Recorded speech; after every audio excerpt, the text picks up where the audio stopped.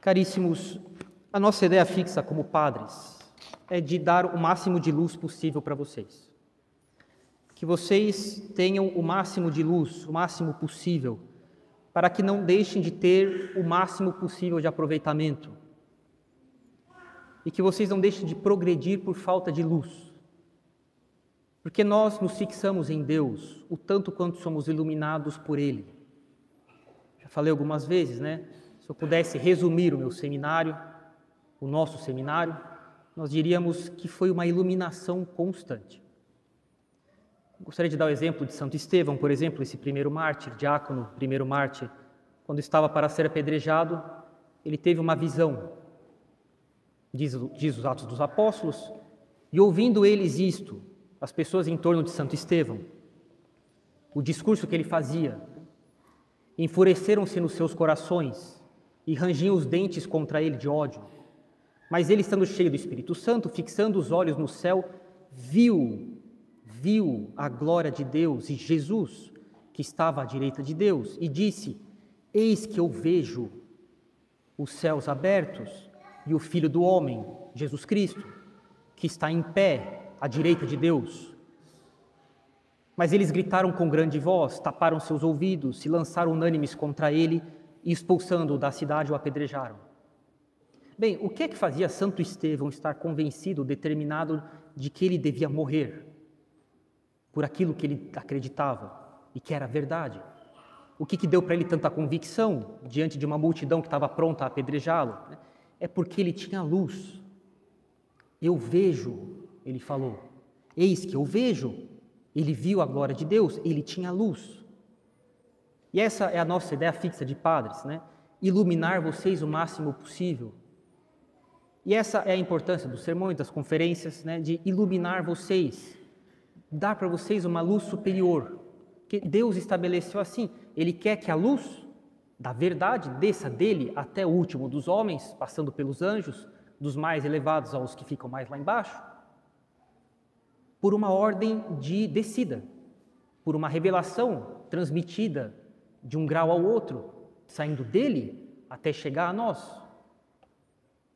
E cada passagem da Sagrada Escritura tem muita luz. Uma só conferência, um só sermão não são suficientes para tirar todas as luzes que uma passagem é capaz de dar.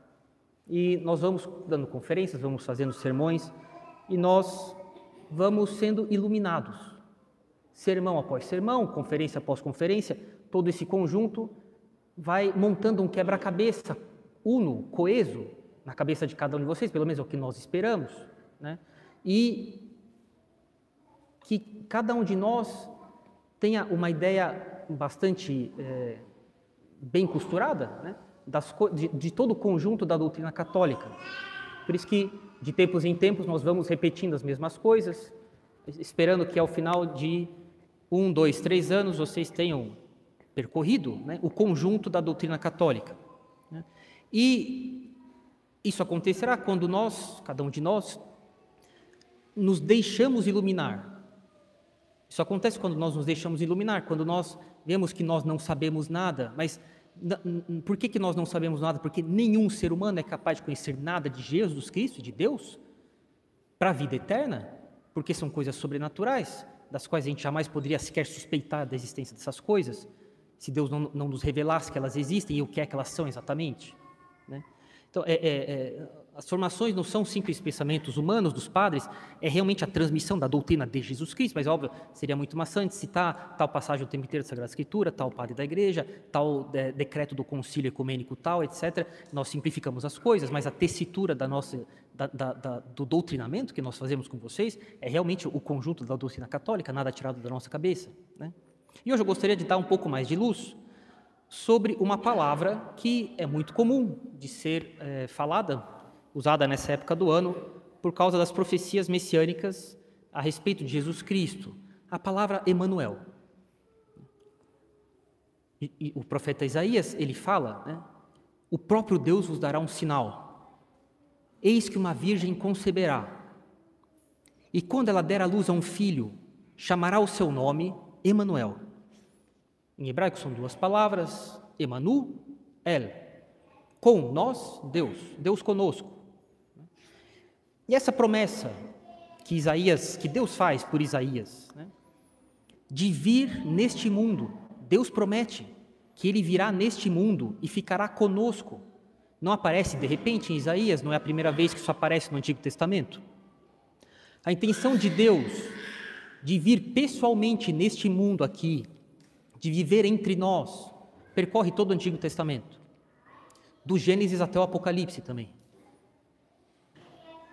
Deus, desde o começo do mundo, pensou nisso, em vir nesse mundo aqui. No Jardim do Éden, Deus e Adão andavam juntos. Padre, o que é que isso quer dizer? É muito simples. Adão foi criado num grau de vida interior, mas assim, de sétima morada. Assim como Santa Teresa d'Ávila, São João Bosco conversavam com Jesus Cristo, com Deus, com os anjos. Adão conversava com eles. Adão conversava com Deus em pessoa, como São João Bosco, como Santa Teresa d'Ávila e como outros santos também faziam. Óbvio, o primeiro homem, o pai de todos os homens, ele foi criado num grau de vida interior absolutamente extraordinário. Ele conversava pessoalmente com Deus. É simplesmente isso. Quem assistiu minhas conferências sobre o Gênesis, eu expliquei que, viu, né, eu explicando, que Adão e Eva, ao serem criados, eles foram inseridos no que a gente pode chamar de um grande conselho. Essa grande reunião de criaturas junto com o Criador, que tinham como função colaborar com Ele, com Deus, para o governo do mundo. É por isso que os judeus usavam a palavra Elohim. Elohim é um plural. Im é o plural, é um plural em hebraico. Né? Como assim, padre, falar de deuses? É num sentido muito amplo. É o Deus criador, é o Espírito criador, que governa com outros espíritos, os anjos, e que associou um espírito unido à matéria, Adão e Eva, que é isso que o ser humano é, um espírito unido à matéria, para que todos governassem junto com ele. Esse é o começo do mundo. E o que é que Adão e Eva fazem? Um ato de desobediência de Deus. E eles são expulsos desse grande conselho. E toda a obsessão de Deus, a partir daí, é de que modo ele organizará as coisas na história desse mundo, para que ele ponha os pés nesse mundo agora, para reconduzir o homem, o gênero humano, a se unir ao grande conselho, a se unir ao governo de Deus e dos anjos associados a ele, ao governo do mundo. E se no Antigo Testamento os anjos cantavam Santo, Santo, Santo, Senhor Deus dos Exércitos, agora nós fazemos isso junto com os anjos, faremos daqui a pouco. Porque nós somos reintegrados no grande conselho, nós somos reintegrados na união que os anjos tinham com Deus e a qual a gente também tinha e da qual nós voluntariamente escolhemos nos separar pelo pecado de Adão e Eva e fomos recolocados de volta pela encarnação do Verbo e pela cruz e pela redenção. E desde o começo em que isso aconteceu, desde o momento em que o gênero humano foi separado da união que eles tinham com Deus e os anjos, os coros angélicos, por causa do pecado, todos os esforços de Deus será para que a comunhão íntima que Deus tinha com a humanidade, na pessoa de Adão e Eva, que isso volte a acontecer de novo. É uma coisa que ele lamentou desde o começo, que tenha deixado de existir. Deus, era a obsessão de Deus, e Deus lamentou desde o começo que isso tenha sido perdido. E o amor de Deus por nós, o desejo de estar conosco, foram sendo manifestados por Deus por meio da criação, ao longo da história do mundo, de um ambiente em que o pecado podia ser afastado e a comunhão dos homens com Deus podia ser restaurada. Por exemplo, o tabernáculo, essa grande tenda que ficava no meio do povo judeu, que foi a prévia do templo de Jerusalém, cuja descrição de como é que deveria ser montada no deserto foi dada por Deus a Moisés. E Deus fala no livro do Levítico: colocarei a minha tenda, o meu tabernáculo é sinônimo de tenda, né? Colocarei meu tabernáculo, a minha tenda no meio de vós. Ele voltará a morar conosco. É a obsessão de Deus desde que isso parou de acontecer por causa da revolta de Adão e Eva. Deus voltará a viver entre nós. A familiaridade que o gênero humano jamais deveria ter perdido com Deus voltará a existir. Mas agora as coisas serão num outro patamar. Ele colocará os pés dele nesse mundo. colocarei minha tenda entre vós, a minha alma não vos abominará. Ele está aqui, mas é verdade. Andarei no meio de vós, serei vosso Deus e vós sereis o meu povo. Então, vemos Deus literalmente montando a sua tenda, bem no meio do acampamento das outras tendas dos judeus. Vocês sabem quando o templo foi terminado de construir, mas também isso era representado no tabernáculo, é dito que durante o ritual de consagração do templo de Jerusalém, a presença de Deus tomou conta do templo, uma névoa espessa que não permitia os sacerdotes verem mais nada, eles tiveram que interromper o ritual, não dava para fazer mais nada lá dentro, ninguém via mais nada. Deus tomou posse do templo. Deus agora estava cada vez mais, habitava cada vez mais intensamente no meio do seu povo, mas como etapa para que depois ele habitasse de maneira plena e definitiva no gênero humano, assumindo um corpo e uma alma humanas, se fazendo homem e estando presente agora em todos os sacrários desse mundo, né? E essa ideia então percorre todo o Antigo Testamento e vai até o Apocalipse. E Deus então ele foi criando lugares, um lugar, primeiro o tabernáculo, em que o pecado é destruído. Lá tem um altar de bronze, onde se oferece o sangue dos animais e os pecados são perdoados. E as pessoas voltam a ter familiaridade com as coisas de Deus. Tem os banhos rituais que as pessoas têm que fazer para poder entrar no templo, para poder participar dos atos religiosos no tabernáculo, no templo depois, para que as pessoas sejam purificadas dos seus pecados e voltem a ter a familiaridade que elas jamais deveriam ter perdido com Deus. Isso aqui é uma obsessão de Deus, desde o começo do mundo, desde que Adão e Eva foram expulsos do paraíso. Depois Zacarias fala: alegra-te, filha de Sião é Jerusalém, como representação de todo o povo judeu. Eis que eu venho, habitarei no meio de vós, diz o Senhor. E naqueles dias, muitas nações se unirão ao Senhor, serão o meu povo, não só os judeus, muitas nações.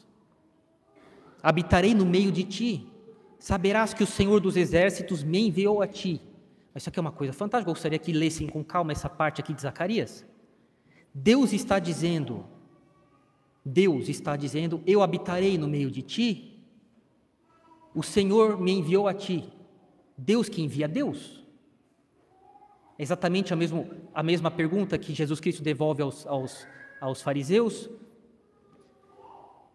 Quero que me respondam, como é que Davi pode dizer, o Senhor disse ao meu Senhor? Está no Salmo 2. Para dar para eles pelo menos algum início de reflexão sobre a pluralidade de pessoas em um só Deus. Mas Zacarias também fala isso, é Deus falando aqui por Zacarias: serão o meu povo, eu habitarei no meio de ti, e saberás que o Senhor dos exércitos me enviou. É Deus falando que Deus o enviará. Essa profecia que é espantosa, Deus está dizendo que Deus o enviará. Também Isaías ele vai falar: aproximai-vos de mim. Deus falando isso para as pessoas por meio de Isaías: aproximai-vos de mim e ouvi. Desde o princípio eu não falei em segredo, desde o tempo em que aquilo se fez eu estava ali. E então agora o Senhor Deus me enviou. Deus falando, Deus me enviou.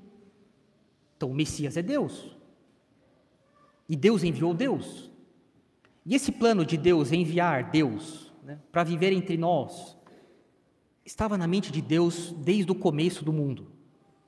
Desde que Adão e Eva desobedeceram e foram expulsos da comunhão que eles tinham com Deus e com os outros anjos. E aquele que é eterno, Deus que estava lá desde o início, é isso que Isaías está falando, ele foi enviado por Deus e pelo seu Espírito. Deus foi enviado por Deus.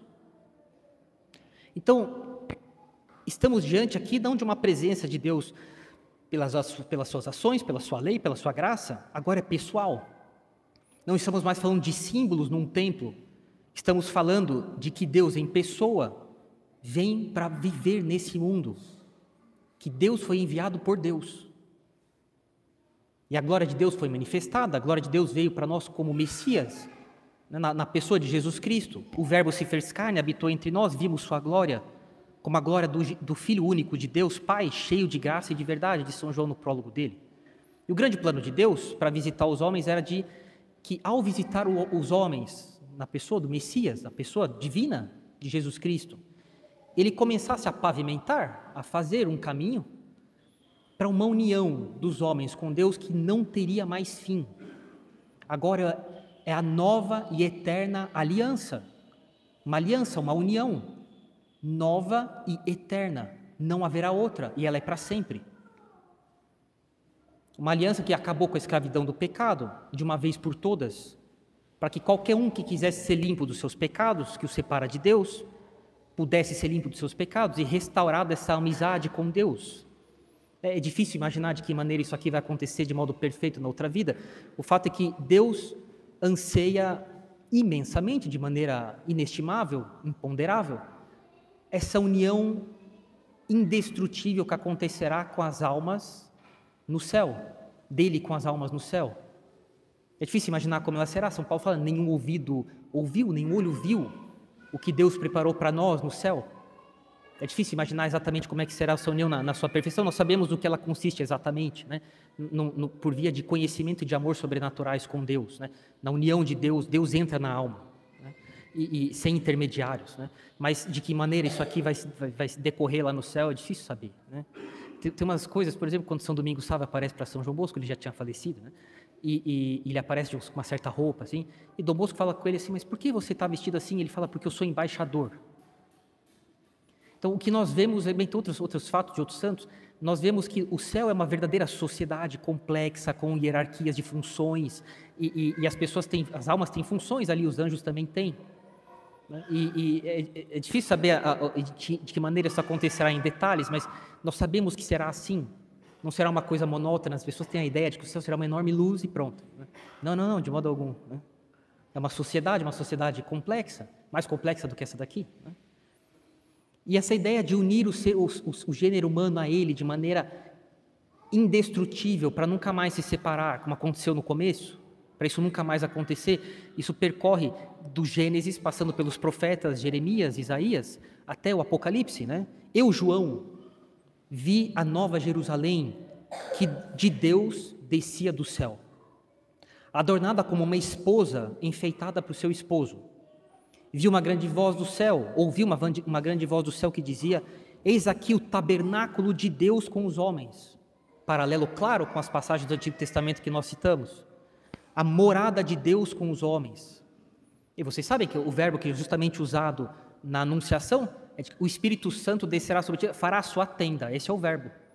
Literalmente, o verbo usado, né, é o Espírito Santo fará a sua tenda sobre Nossa Senhora e habitará ali.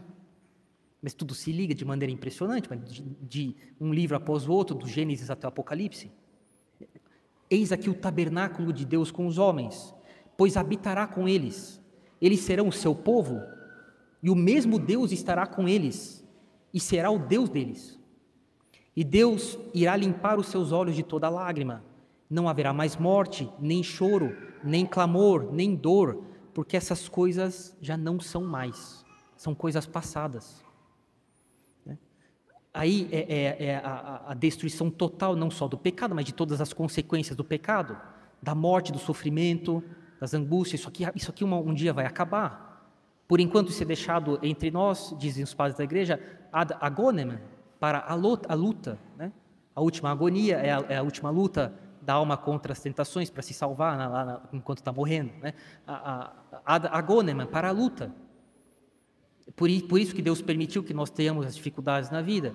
É necessário ter mais valor, é necessário ter mais bravura, combater com mais coragem, ser menos frouxo. Essas coisas servem para nós conquistarmos o céu de maneira merecida. E a Bíblia comenta também, né, que a união de Jesus Cristo, de Deus com os homens, é comparável a um casamento. Então a Bíblia começa, né, com um casamento. Nos primeiros capítulos da Sagrada Escritura existe um casamento. Deus cria um homem e uma mulher, ele apresenta um ao outro e os casa. E a Sagrada Escritura começa, então, com um casamento no Jardim do Éden e termina com o casamento do Cordeiro com o gênero humano no Apocalipse. E o Gênesis ensina que um homem e uma mulher foram criados para serem uma só carne, e que no fim dos tempos nós todos iremos nos unir a Deus, de modo que nós seremos um só com Deus. E esse é o projeto de Deus, de que o homem e a mulher se juntassem para que fossem um só. O objetivo de Deus ao criar a diferença dos sexos é a unidade, e que isso é a imagem da nossa relação com Deus, do povo de Deus, que no começo são os judeus, depois é toda a Igreja Católica, todos os batizados católicos. Nós somos o verdadeiro povo de Deus, nós somos os verdadeiros filhos de Abraão, e Deus quer se tornar um só conosco, é o que Ele mais deseja desde o começo da história do mundo. Vocês com certeza se lembram dessa oração que Jesus Cristo fez antes de morrer, né? Ele falava com o Pai dele: eu não rogo somente por esses, mas também por aqueles que pela Tua palavra hão de crer em mim. Somos nós hoje, não só os que estavam com Jesus Cristo ali no Horto das Oliveiras, mas nós aqui. Nós queríamos crer na palavra dele, para que todos sejam um, como Tu, ó Pai, és um em mim e eu em Ti, que também eles sejam um em nós, para que o mundo creia que Tu me enviaste, e eu lhes dei a glória que a mim me deste, para que sejam um, para que nós que somos como nós, eu e o Senhor, meu Pai, somos um. Eu neles e Tu em mim, para que eles sejam perfeitos na unidade. Que unidade é essa? A unidade da nossa alma com Deus. Uma união perfeita com Deus, bem, que deve ser assegurado tanto quanto é possível nessa vida, mas que será indestrutível uma vez que a gente se salvou. Para que o mundo conheça que Tu me enviaste a mim, Deus que envia Deus, como os profetas tinham falado, dado a entender no Antigo Testamento, e que os tenha amado a eles, nós homens, como me tens amado a mim. Só tem um amor que Deus tem por tudo, é o Espírito Santo, que é o amor de Deus. E o mesmo amor com que Ele ama Jesus Cristo, que é o seu Filho, é o amor com que Ele nos ama também. Existe um só amor em Deus com o qual Ele ama tudo, é o Espírito Santo. É o mesmo amor com que Ele ama o seu Filho, unigênito, e nós. E é esse amor que une. Se você estudasse os tratados sobre a Trindade, vocês viram que o que une as pessoas divinas em Deus é o Espírito Santo. É o amor de Deus que une as pessoas divinas e fazem com que essas três pessoas sejam um só Deus. Porque é o amor que une. Os namorados sabem muito bem do que eu estou falando, os esposos também, as pessoas que se gostam também. Quem se ama busca se unir, gosta de ficar mais tempo junto, até casar, e até ter filhos. E é uma união fecunda. E a união das pessoas divinas no Espírito Santo produz filhos de Deus. E é essa união que Jesus Cristo veio trazer para nós, para que todos sejamos um com Deus. Essa obsessão de Deus desde o começo do mundo. É o que está escrito na Epístola de São Paulo aos Efésios, o desejo de Deus de que os judeus e os gentios sejam um.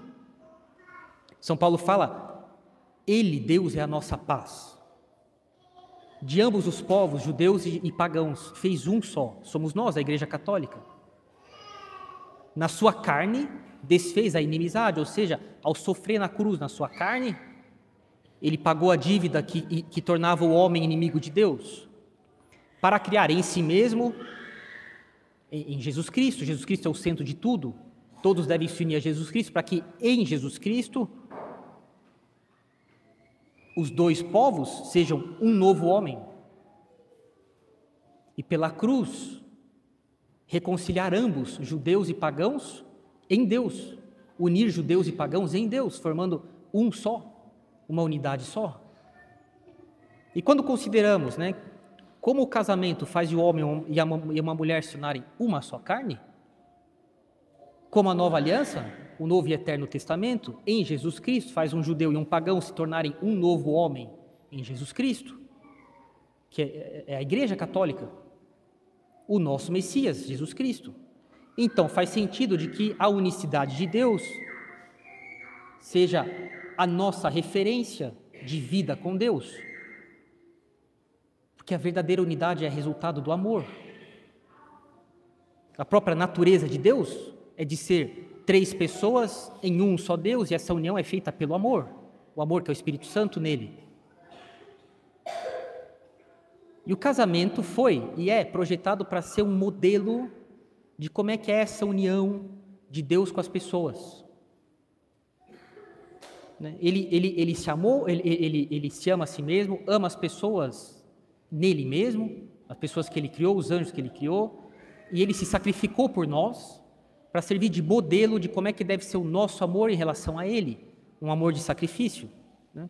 Nosso Senhor falou, não tem maior amor do que dar a vida pelos seus amigos. E quando, por exemplo, no Cântico dos Cânticos, o esposo fala para a esposa, para eles irem embora, juntos, e eles declaram que pertencem totalmente um ao outro.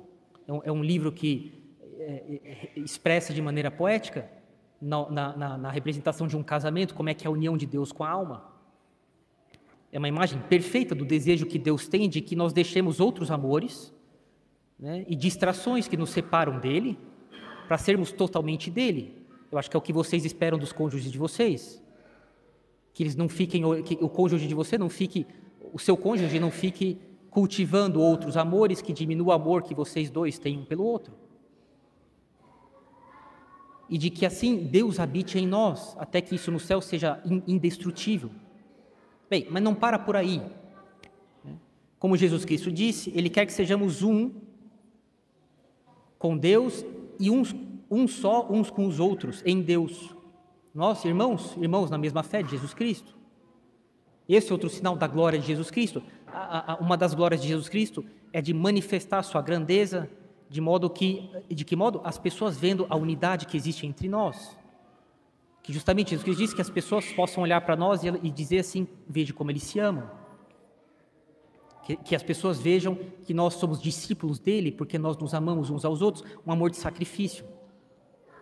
E quando entregamos as nossas vidas de maneira abnegada, em prol de uma união amorosa um com o outro, então Jesus Cristo é glorificado de verdade.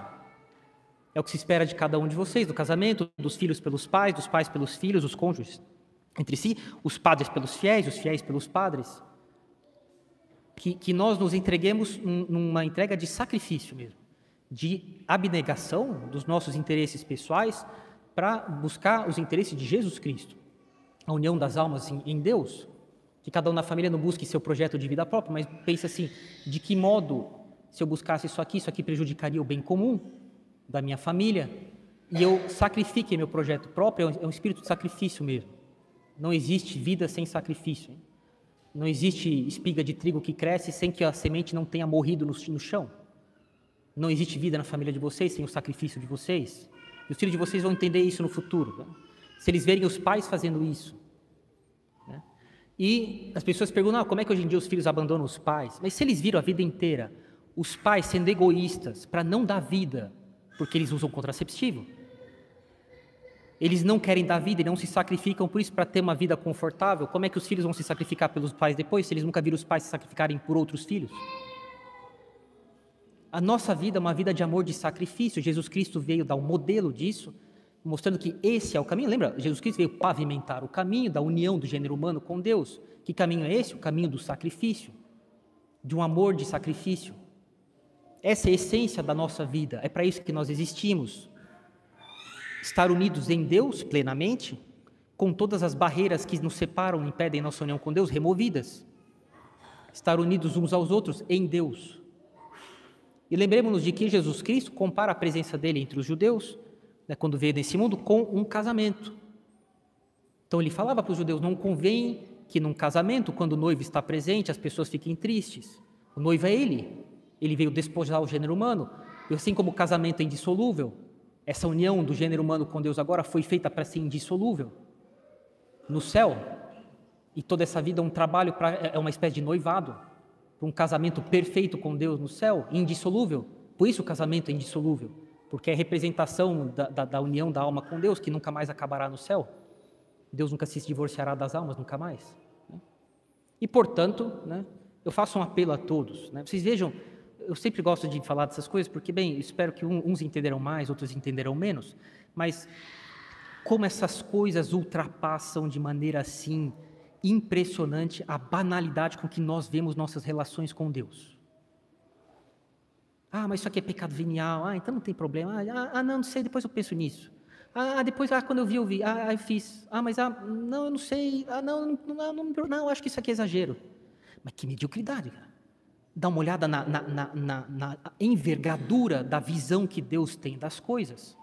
E que não é à toa que Ele revelou essas coisas para nós na Sagrada Escritura. É assim que nós devemos vê-las. Senão nós não estamos na luz, nós andamos nas trevas. As coisas são como Deus as vê, não como nós achamos que elas são.